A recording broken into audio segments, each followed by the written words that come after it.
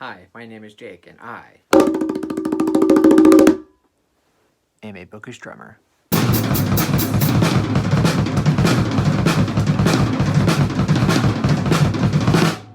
So for this video, I want to do something a little different, something I wasn't really planning on doing it, but I've seen a lot of people make videos about their favorite book covers. And I'll be honest, when I'm buying a book, it's not something that usually I take into account. Like, I look at the cover and I'll say like, oh, that's a cool cover, but generally I'm buying it off of like name brand, like I know that who this author is, or like the plot is intriguing. I never really buy a book based on the cover alone. But I've got, like a handful of books here that I'm gonna go over, just show off these covers, and hopefully I have something interesting to say about them. And I like all these different covers for various reasons. Some of them are just pretty. Some of them are just visually stunning. Some of them, they just have like a bit of a more classic feel to them, and I like it for that reason. And then there's one that's just really weird that always makes me laugh because it's like, this has nothing to do with the book. I'll start out with two of my favorite authors, George R. R. Martin and Stephen King. They've been writing since the 70s, and I have a lot of older copies of their books. So these covers, you can definitely tell that they're older, and they definitely look really out there. One of my favorite Stephen King covers is Night Shift, which is his first short story collection. You got a hand that's wrapped up, and it's just got eyeballs coming out of all the fingers, and it's not a cover where it's like this has nothing to do with the book. There's a story in here where this makes sense. And then just another cool King cover from one of my favorite novels of his is Misery. Get the lighting right here. Yeah, you've got Paul Sheldon in the wheelchair, and then you've got Annie Wilkes' shadow looming over her with an axe. Very good. And then you've got George R. R. Martin, and his covers are just generally weird because in the 70s and 80s he wrote a bunch of sci-fi, and the older sci-fi you get, the weirder their covers are. And one of his books is called Sand Kings, and you've got very weird looking bug kind of things, and obviously those are the Sand Kings. This is actually like a really good collection. I really enjoy it. And another cover that I really like by him, which this book was really hard to find, and I paid more money than I probably should have for it, but I'm glad I did.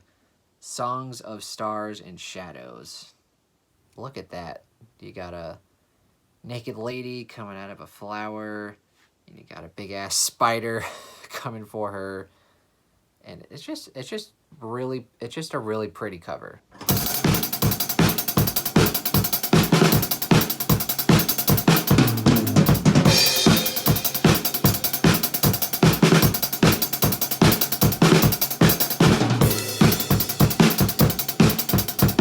And for these next covers, I'm not going to say that they're terrific covers, but for me, they're either really intriguing to me personally, or they're just kind of visually striking. I used to be a huge Dean Koontz fan.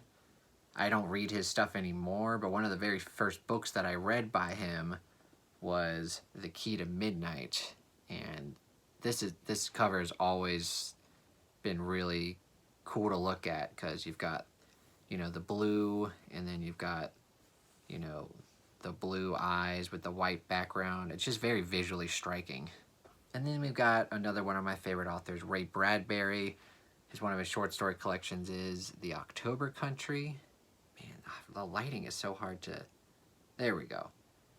You got kind of like a minimalistic art style here with the hand-drawn house, and then the dude right there. I really like this one. And then for this next book, it's not necessarily like a great cover in the sense that it's like the design is really good to look at, but it makes perfect sense for the story. and it's The Grip of It by Jacques Jemk, and you can tell like just the font is written very strangely. You've got a crudely drawn house. This is actually one of the creepiest books I've ever read, and just the cover alone should probably warn you that it's going to be pretty weird.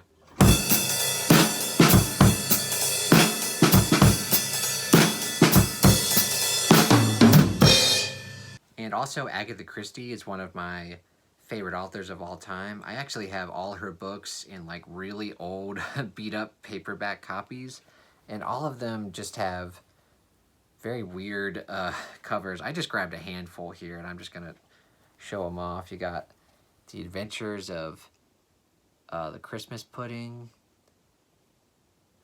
just weird, and then this this one's pretty cool, By the Pricking of My Thumbs. You got the witch and the cauldron and the woman right there. You got a Caribbean mystery, and that kind of looks, that makes sense for that title. And then Cat Among Pigeons. You've got a cat, and then I guess those are like different jewels that are around the cat.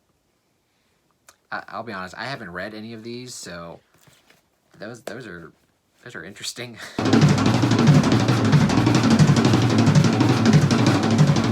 And for these next books, I think I really like these covers, and I think they're actually good-looking covers that a lot of people would enjoy looking at. First one I've got here is just a little short story by George R. R. Martin called The Ice Dragon, which just got a really cool-looking dragon with a little girl writing on the back of it.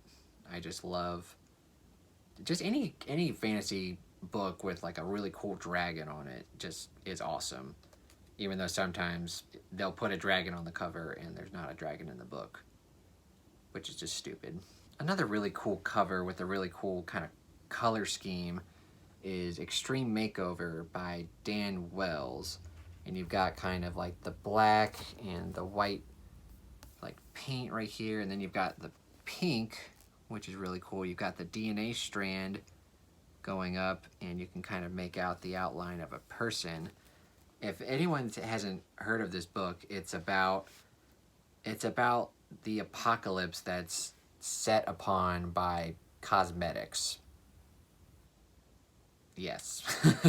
And for this next one, I hope that my screen doesn't like mess up or anything, because this is kind of a trippy cover. But Haruki Murakami is one of my favorite authors, and this is one of his best books, and it's called After Dark.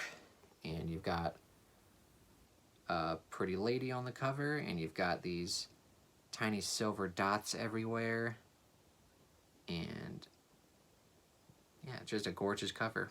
And this next book has an interesting story behind it for me.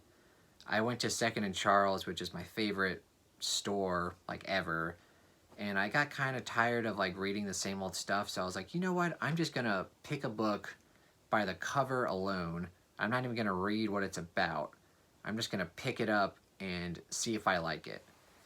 And this book actually turns out to be one of my all-time favorite books, which is crazy. But I picked it out because it's just a really cool looking cover. It's called Mr. Splitfoot by Samantha Hunt. And like me, I think it's a great read if you go into it knowing very little about it. And I don't really often see book covers with like a orange and green mix in the cover. And I just like how the title and the author name plays out in orange, and you got the green snake going on. It's just a really cool cover, and just a great book in general. And then this next cover is by an author I've only read one book by, called City of Stairs. I have not read this series yet. It's called Foundryside by Robert Jackson Bennett. And it's just a very, very detailed, very cool looking cover. You're not supposed to judge a book by its cover, but it can't be that bad with a cover that looks that great.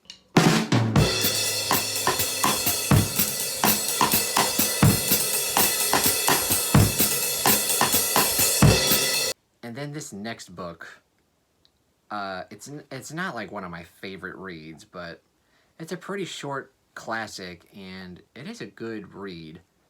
But this cover makes no sense. And for anyone who's read this book, hopefully they'll know what I'm talking about. But it's called The Stranger by Albert Camus. And who the hell are these people? And they're on the back too. I might be crazy, but this has nothing to do with the book. Like, who are these people? I originally read it in like a Barnes & Noble edition, I think, and that was more like a minimalistic cover where it was just like black and white essentially. And I saw this book at a bookshop and I was like, what?